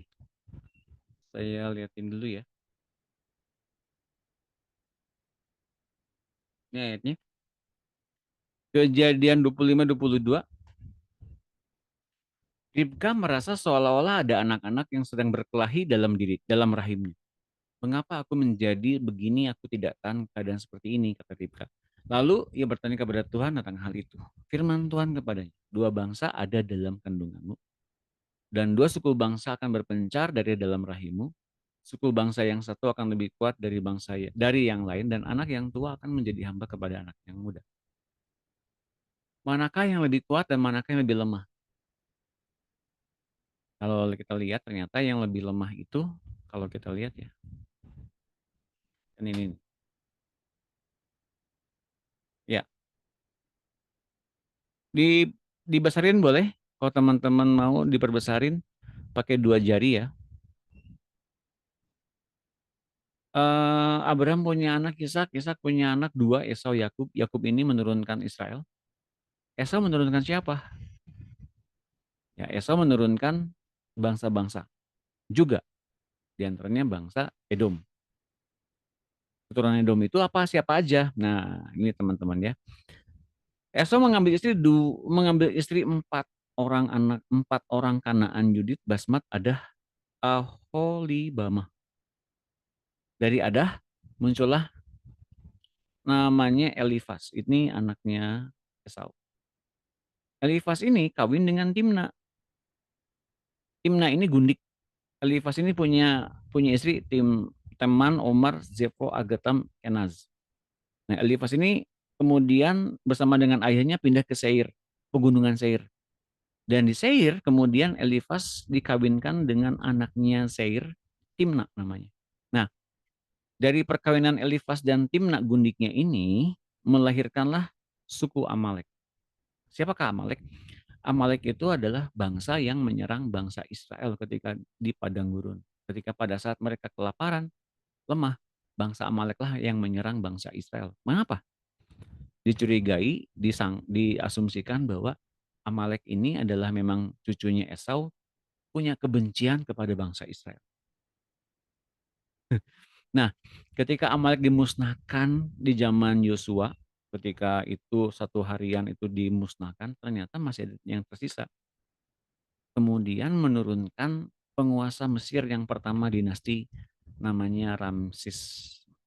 Ramses kemudian menjadi Firaun yang pertama yang menguasai, yang menekan bangsa Israel selama 400 tahun. Nih, menurunkan anak namanya Seti yang pertama, Ramses yang kedua, Meneptah. Nah, Meneptah ini yang kemudian dijumpai oleh Musa ketika Musa diutus oleh Tuhan kembali ke Mesir untuk membebaskan bangsa Israel. Yang tewas di dalam lautan Tebarau ini Meneptah. Jadi siapakah penguasa Mesir di zaman Israel ditekan oleh Mesir? Penguasanya Firaun Meneptah, yaitu cucunya Esau. Esau ini adalah anaknya Ishak, Ishak itu adalah anaknya Abraham. Jadi cicitnya Abraham menekan Israel. Nah itu jadi gimana tuh ceritanya? Bisa ya teman-teman bisa mengerti ya. Oleh karena itu kita bisa mengerti pilihan Tuhan ya, dalam hal apa terjadi seperti begini. Seseorang yang tidak mengalami Tuhan, tidak dijumpai Tuhan, dan bertobat dipulihkan Tuhan akan menjadi bejana kebinasaan. Seperti Esau dan keturunannya. Hati-hati teman-teman.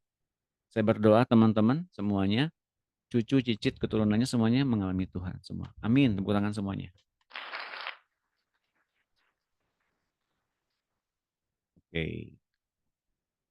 Nanti coba saya bisa nggak ya? Ntar dulu.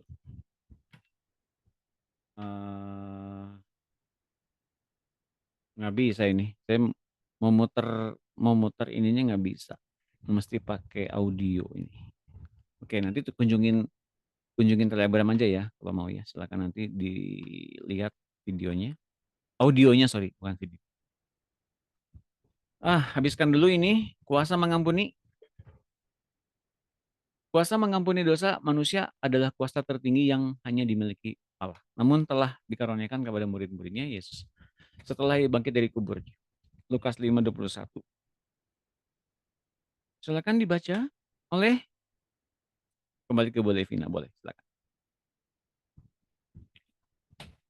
Ya Pak. Ya. Lukas 5 ayat 21. Tetapi ahli-ahli Taurat dan orang-orang Farisi berpikir dalam hatinya, siapakah orang yang menghujat Allah ini? Siapa yang dapat mengampuni dosa selain daripada Allah sendiri? Yang benar ya, hanya Allah yang bisa mengampuni dosa, tapi kemudian Allah mempercayakan itu kepada Yesus dan Yesus mempercayakan itu kepada murid-muridnya. Dan murid-muridnya mau praktek sesuai dengan apa yang mereka terima dari Tuhan Yesus. Karena kasih mereka sekarang mengarah kepada Yesus, maka kasih yang telah mereka dapatkan dari Tuhan, mereka pun menyebarluaskan ini kepada banyak orang. Dan banyak orang diampuni oleh karena Injil.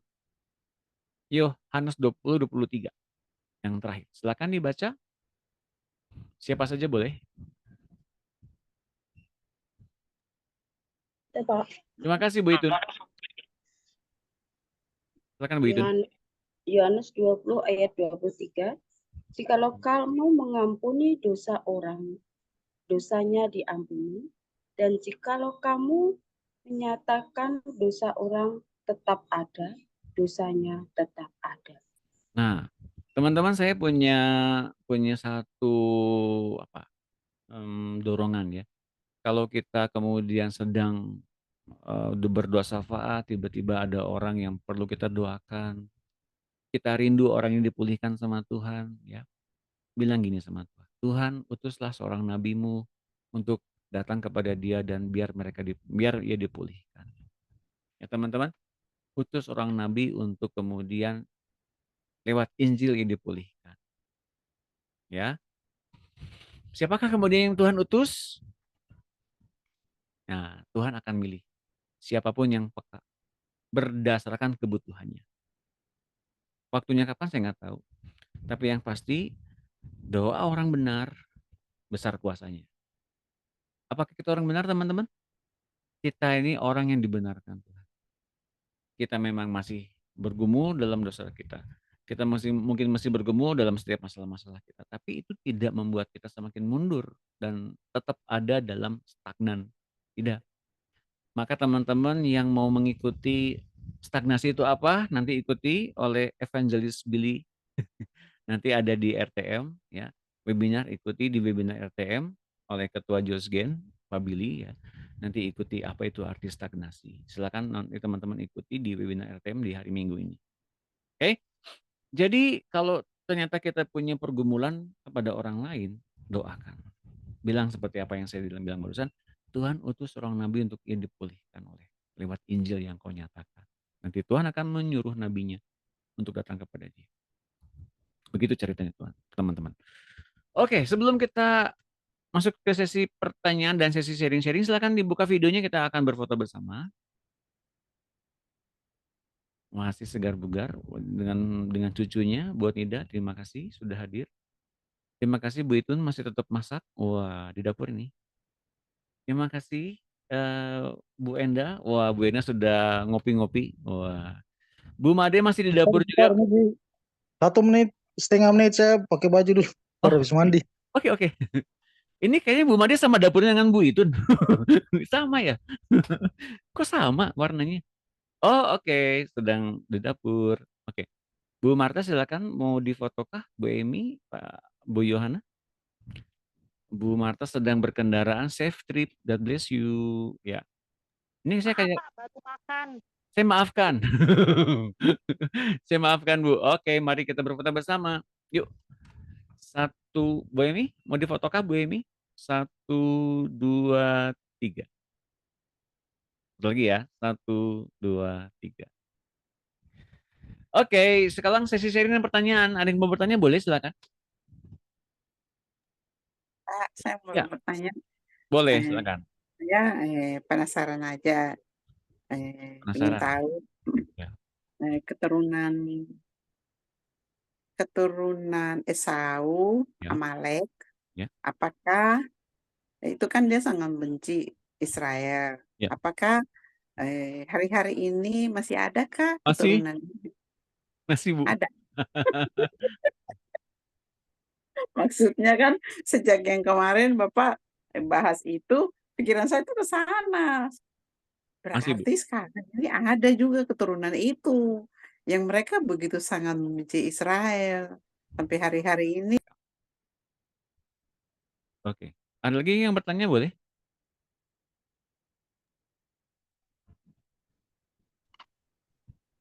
Tidak ada. Bu Saya Yohana? ada Oh, oke, silakan, Bu. dari pembicaraan ini kok saya nangkapnya justru bukan di Israel secara jasmani, tetapi ke Israelnya rohaninya kita ya gitu. Jadi Juga beda dong, Bu. Beda, Bu. Jangan kita tuh bukan Israel rohani, kita tuh memang betul-betul di luar bangsa Israel. Enggak, beda. Ini Israel itu kan menolak Mesias. Maka Injil itu beralih kepada bangsa-bangsa lain. Jangan sampai bilang bahwa kita tuh Israel rohani. Nggak ada ayatnya loh itu. Nggak ada ayatnya. Itu salah banget. Justru Injil diberitakan kepada kita karena Israel menolak Yesus sebagai Mesias. Nah, Injil itu terbuka kepada bangsa-bangsa lain di luar Yahudi. Bukan artinya jadinya kita Israel rohani. Israel mah tetap Israel. Kita adalah Gentiles Church. Bangsa kafir yang menjadi orang beriman. Udah gitu, cukup. Jangan dirohanikan jadi orang Israel rohani. Nggak ada ayatnya loh itu. Mana ada ayat? Berarti Pak, kita itu bangsa-bangsa lain, Pak. Nah, iya. Termasuk situ kan? Iya. Iya. Nih. Soalnya Jadi kita kalau lagi Pak, Yahudi. Hoyo. jadi kalau kita dibilang kafir ya kita akui aja kita ini kafir, tapi iya, kafir yang beriman. Kafir. kalau jalurnya memang begitu. Cuman gimana ya menjelaskannya dari awal? Saya juga bingung. Nah iya, bingung. Nih saya mau kasih ayatnya nih ya, saya kasih ayatnya aja biar nggak bingung ya. Roma 9. Jadi banyak orang menyangka kita tuh Israel rohani. Enggak lah. Gimana sih? Enggak lah, enggak kayak gitu. Soalnya yang diterima selama ini begitu. Ya siapa yang mau nerima? Jangan mau terima gitu aja dong. Ini. Mana ya? Ini ya.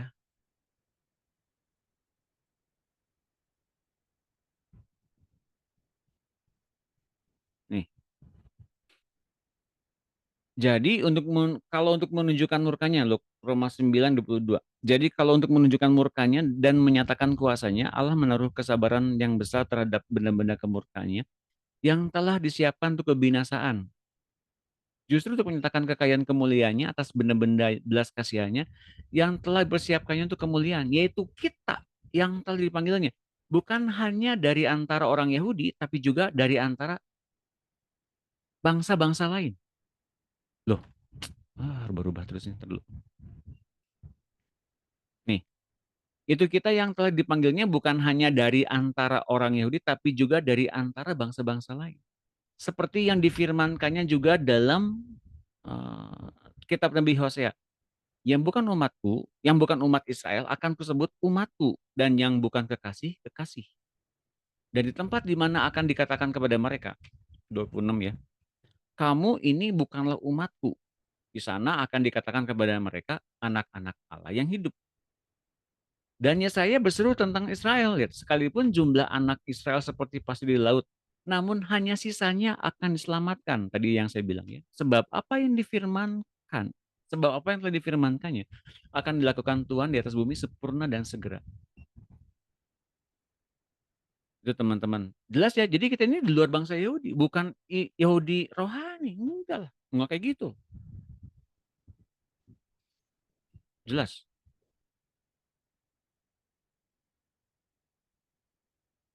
Jelas ya? Jelas. Nanti kita ini Pak, Siap, karena jelas. kita punya Tuhan Pak ya. Gimana Kasih gimana? karunia Tuhan, kita maksudnya Indonesia, kita yang bangsa-bangsa lain ini. Ya. Karena Kasih karunia Tuhan. karena Injil kemudian menjangkau kita Iya. lewat hamba-hamba Tuhan. Dan kemudian kita menerima Kristus. Kita diangkat jadi anak Allah. Gitu teman-teman. Ya, gimana Pak Jeff? Jadi tepatnya kita disebut apa yang tadi itu? Apakah kafir Sekarang yang anak Allah. atau gimana sih? Anak Allah sekarang sebutnya. Nah, Oh, tadi ada satu pernyataan, kita dicangkok benar. Mari kita lihat ya, dicangkokkan zaitun, zaitun, zaitun, zaitun. Zaitun sejati. Roma 11.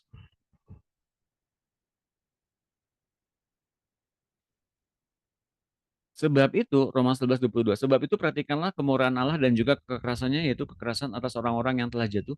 Tapi atas kamu kemurahannya, yaitu jika kamu tetap dalam kemurahannya, jika tidak kamu pun akan dipotong juga. Tapi mereka pun akan dicangkokkan kembali, yaitu tentang bangsa Israel ya.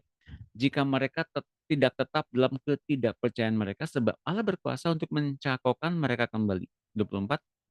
Sebab jika kamu telah dipotong sebagai cabang dari pohon zaitun liar, nah, dan bertentangan dengan keadaanmu itu, kamu telah dicakokkan pada pohon zaitun sejati, dicakokkan ke Tuhan. Terlebih lagi mereka ini, yang menurut asal mereka, akan dicakokkan pada zaitun, pada pohon zaitun mereka sendiri. Mereka tuh punya pohon zaitun sendiri, kita dicakokkan ke Tuhan. Ngerti ya teman-teman? Jadi ini beda banget. Beda banget, beda. Mereka punya pohon sendiri, kita dicakokkan ke pohon zaitun sejati, itu Tuhan Yesus. maksudnya mereka punya pohon sendiri juga Tuhan Yesus atau Allah Ya, atau gimana? mereka punya pengen sendiri, mereka adalah umat Tuhan. Bangsa Inuat yang rajani itu mereka juga awalnya. Mereka bangsa-bangsa imam. Jelas ya Pak?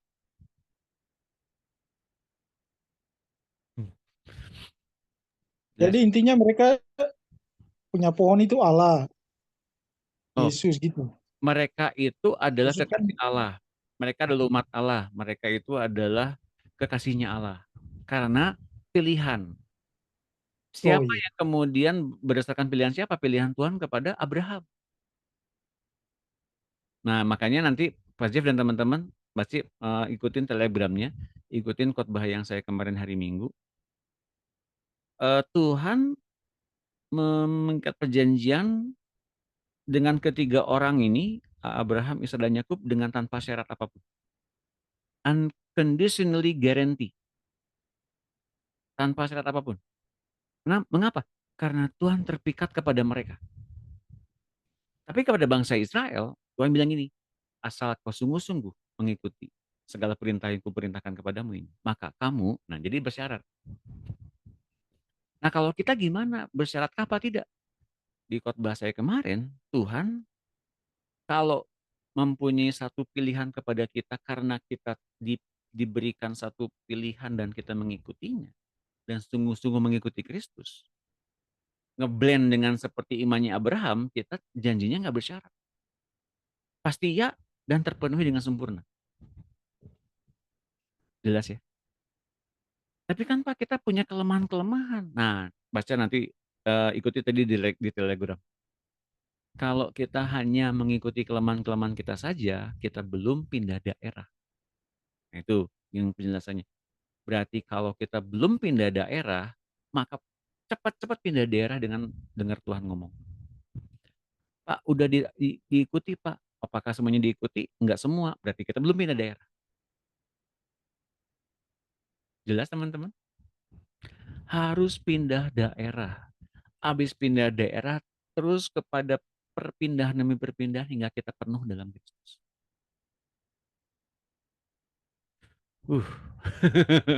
Pokoknya ikuti Tuhan Yesus. Dan di tengah perjalanan itu, Tuhan ngubahin Abraham. Dan di tengah kita perpindahan daerah demi daerah itu, kita pun dipindahkan. Kita pun diubahkan Tuhan. Seperti siapa? Seperti dia. Karena kita ngalamin Tuhan Yesus. Dipindahkan, diubahkan, disempurnakan seperti Kristus. Nah, kalau nanti ngikutin khotbahnya, pasti ngerti yang saya bilang hari. Oke, jelas? Ada lagi pertanyaan? Saya jawab Bu Yohana, tadi pertanyaan Bu Yohana keburu ditimpa-timpa yang lain. Gimana Bu? Iya, saya paham dengan silsilahnya kita ini bukan maksudnya sama seperti bahasa Israel terus dicangkok dan sebagainya, saya ngerti. Tapi saya tuh sedang mencoba berpikir ketika dulu pernah dengar tentang Israel rohani itu kan maksud yang disampaikan para hamba Tuhan itu ada bagian yang saya lupa gitu loh Pak.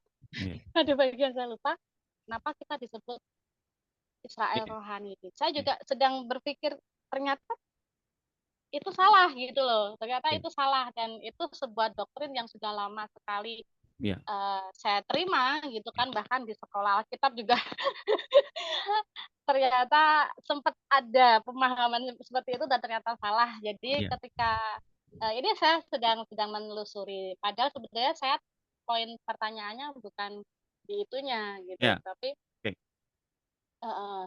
akhirnya malah justru kebuka dulu nih yang ini. Gitu. Ya namanya orang-orang polos ya, zaman dulu saya pun banyak yang saya terima dan saya iya aja ya, ternyata salah juga ya, sama juga ya. Sama juga. Setelah tahu kebenarannya diungkapin, oh ternyata salah ya dulu. Setelah sekian lama gitu kan, ya. berpikirnya ke situ gitu dan ternyata oh bukan Israel rohani ya gitu kan, jadi agak sedikit. Oke. Gitu, Mbak Doni. Nah jadi pertanyaan sebetulnya apa? Kalau dilihat dari silsilah keturunan seperti itu, saya kok gini, pantas saja kenapa kok Tuhan itu pengen kita itu selalu berdamai dengan banyak hal, gitu kan? Berdamai dengan banyak hal, bahkan hal-hal yang tadinya saya pribadi saja tidak pernah mengerti perdamaian yang seperti apa, tapi ketika masuk di RTM ini kan terus diajarin gitu ya, hubungan berdamai dalam hal hubungan dengan orang tua, dengan saudara, gitu kan. Dan ternyata itu akar dari sebuah kebencian itu sangat berbahaya sekali. Betul. Dan itu bisa turun-temurun dan kebiasaan membenci, kebiasaan mendendam yang terus turun-temurun gitu.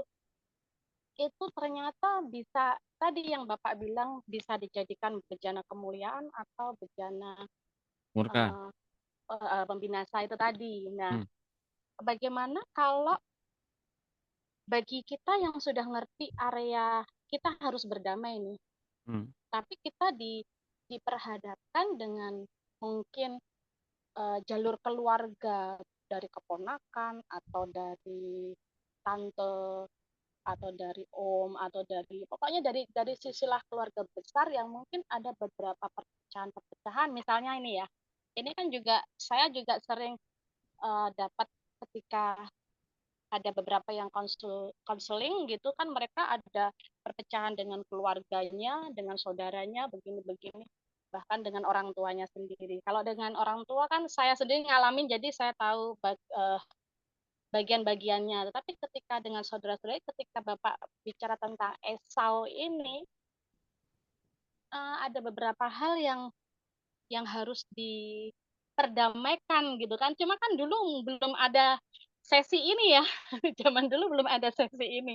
Jadi belum belum bisa gitu. Tetapi sekarang ini kan di mana Tuhan sudah membukakan banyak rahasianya seperti ini. Nah, bagian kita ketika ada dari keluarga kita atau dari diri kita sendiri yang mungkin ada sangkut pautnya, biasanya kan warisan yang lebih lebih kental itu perpecahan karena warisan, karena apalah gitu, turun temurun kebencian yang terus diwaris-wariskan. Nah, itu bagaimana kalau kita ini yang sudah ngerti, eh, otomatis kan harus ada bagian untuk masuk di dalam rencana perdamaian itu, yang tentunya Tuhan sendiri izinkan itu kita ada di situ. Ya, kalau kita melihat dan membaca apa yang Abraham alami, itu yang Abraham alami itu sangat relate dengan apa yang kita alami hari-hari. Dan mengapa Abraham dipilih sama Tuhan? Satu kata, karena Tuhan terpikat kepada Abraham. Itu bukan satu kata, satu kalimat. Satu kalimat, karena Tuhan terpikat kepada Abraham. Sekarang kuncinya adalah bagaimana Tuhan terpikat nggak sama kita. Terpikat untuk apa? Ya, untuk melimpahkan isi hati dan kerinduannya.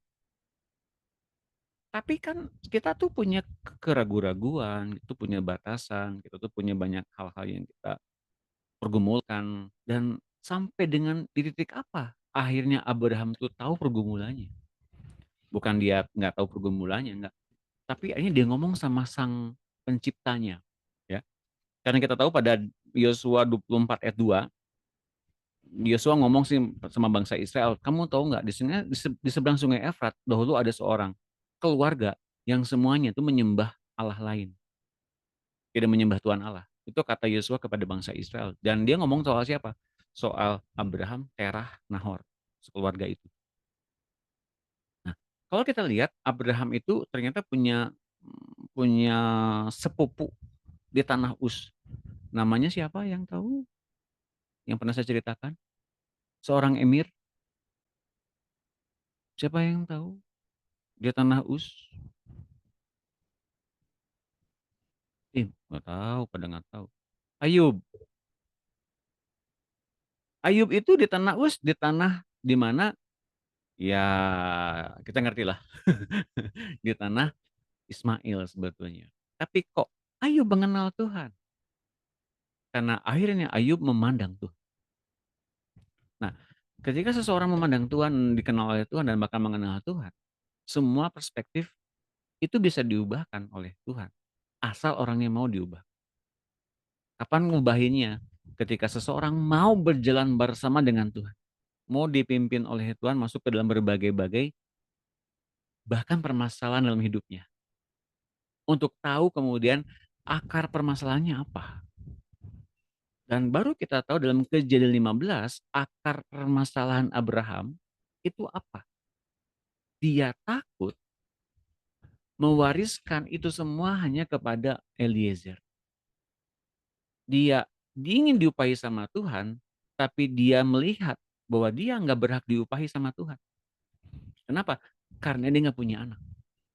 Upahmu akan sangat besar, Abraham. Tapi aku kan punya anak. Engkau nggak bisa berikan aku anak. Aku akan berikan kamu anak. Nah, teman-teman, di sini kita bisa melihat bahwa ternyata akar permasalahan tiap orang itu berbeda-beda.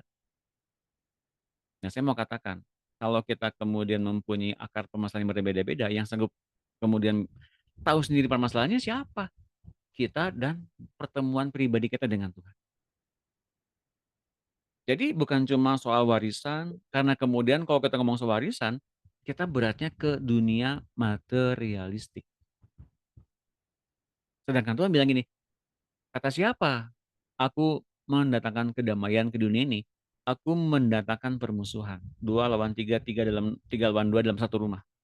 Bapaknya akan anaknya bermusuhan, anaknya dengan bapaknya bermusuhan, dengan ibunya bermusuhan. Artinya apa? Tuhan hendak mengadakan satu upaya penyelamatan lewat kasihnya. Bukan perspektif orang-orang mengasihi orang sesamanya dengan perspektif kasih mereka masing-masing.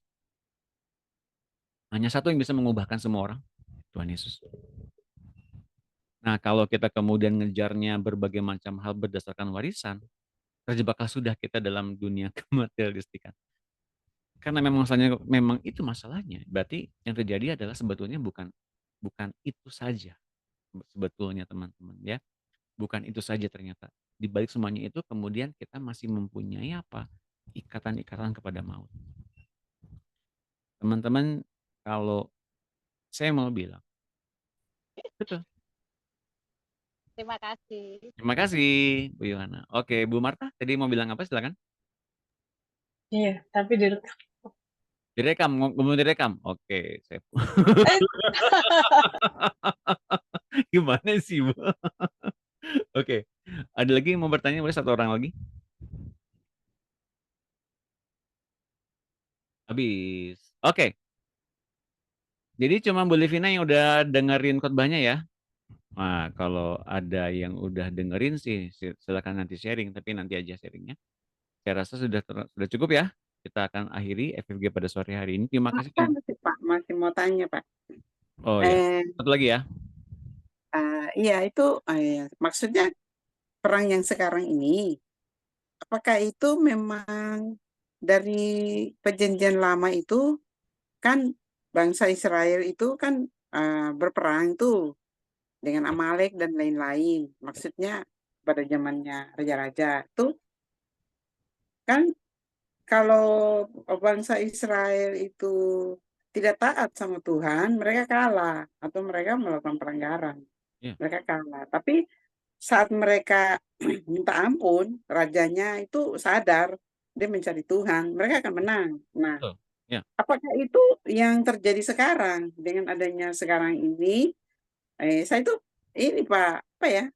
Saya kan berdoa tuh, saya tanya Tuhan, Tuhan bilang apa yang terjadi di perjanjian lama itu dia terulang kembali di zaman ini, dia kembali terulang.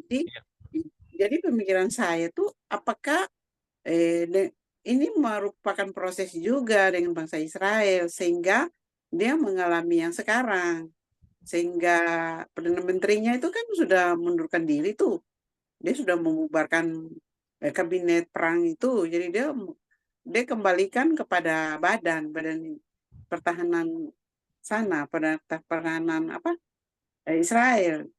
Jadi itu apakah mereka nanti akan kembali kepada Tuhan sungguh-sungguh? Karena kan Tuhan bilang itu cuma yang sisa saja yang ada. Berarti mereka kembali kepada Tuhan, baru mereka akan kembali menang. Karena ada hamba Tuhan yang mengatakan bahwa bangsa Israel tetap akan menang atas perang ini. Bahkan ada dari seberang juga mengatakan seperti itu. Dia bilang bangsa Israel itu tetap akan menang.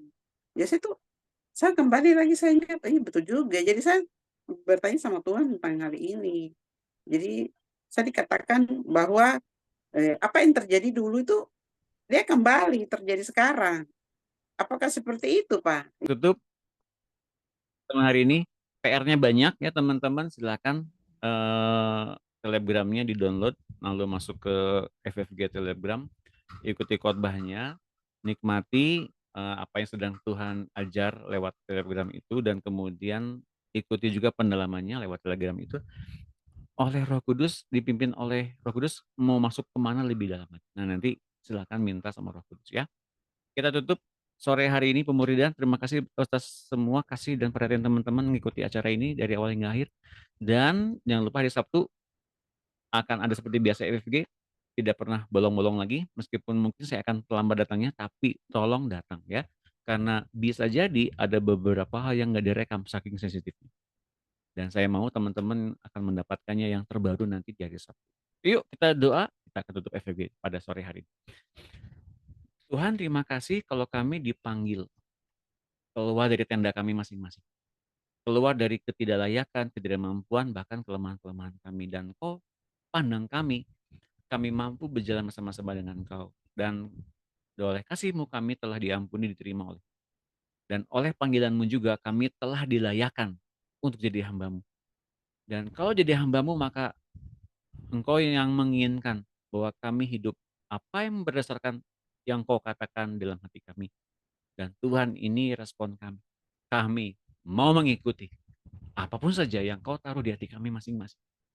Serugi apapun itu kami mengikutinya. Selemah apapun kami mengikutinya. Atau bahkan ketidakmampuan kami untuk menangkap semuanya, untuk mengerti semuanya sekalipun. Kami mau melangkah selangkah demi selangkah dalam iman yang Kau nyatakan itu. Asal kami dipegang oleh Engkau. Asal kami ketika kami lelah digendong oleh Engkau, Tuhan. Dan asal kami sampai di tujuan akhir itu dengan kemenangan yang telah Engkau nyatakan, kami mau melangkah bersama-sama dengan Engkau. Tidak ada yang berat, tidak ada yang nampaknya mustahil. Karena kami tahu kami telah mendapatkan Roh Kudus di hati kami. Maka Roh Kudus silakan buang segala pikiran-pikiran kelemahan kami, ketidaklayakan kami. Kami diampuni, kami telah diterima, kami telah dikuduskan, dan kami telah disempurnakan oleh hidup Kristus. Maka silakan Roh Kudus, ajari kami melihat Tuhan. Apa yang dilihat oleh Abraham adalah lihat Tuhan Yesus, dan ajari kami melihat Tuhan Yesus yang di depan kami. Mimpin kami dalam segala kemustahilan. Kau pimpin kami masuk ke dalam berbagai kehidupan Kristus sampai dengan kehidupan Kristus tergambar sempurna dalam kehidupan kami. Tubuh, jiwa, roh, dan nyawa sepenuh Kristus. Berkati melimpah setiap anak-anak-Mu pada saat ini yang hadir. Setiap kelemahan-kelemahan kami semua Engkau tanggalkan. Setiap apapun yang membuat kami terhalang, Engkau singkapkan. Setiap apapun pergumulan kami, Engkau jawab oleh firman kebenaran yang memerdekakan kami. Dalam nama Tuhan Yesus, kami bersyukur, kami telah berdoa. Haleluya. Amin. Satu lagi kita foto bersama, silakan dibuka videonya. Pasti masih ngeganjel ya, masih banyak yang pengen ditanyain. Tunggu hari Sabtu, teman-teman. Karena hari Sabtu akan ada sesi tanya jawab penuh ya. Silakan dibuka videonya. Ibu Marta masih menyetirkah?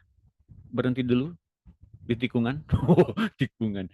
Ibu Yohana mau difoto, silakan dibuka. Ibu Yohana masih masak. Oke, Ibu Marta mungkin masih di tikungan. 1, 2, 3. Satu lagi, 1, 2, 3. Terima kasih teman-teman, senyum yang terbaik. Terima kasih, sampai hari Sabtu. Tuhan berkati semuanya. Terima kasih Pak Doni. Terima kasih, sehat selalu. Sampai Sabtu. Terima kasih Pak Doni. Siapkan pertanyaan-pertanyaan. Sampai jumpa Sabtu besok ya. Terima kasih Pak Doni, Tuhan berkati.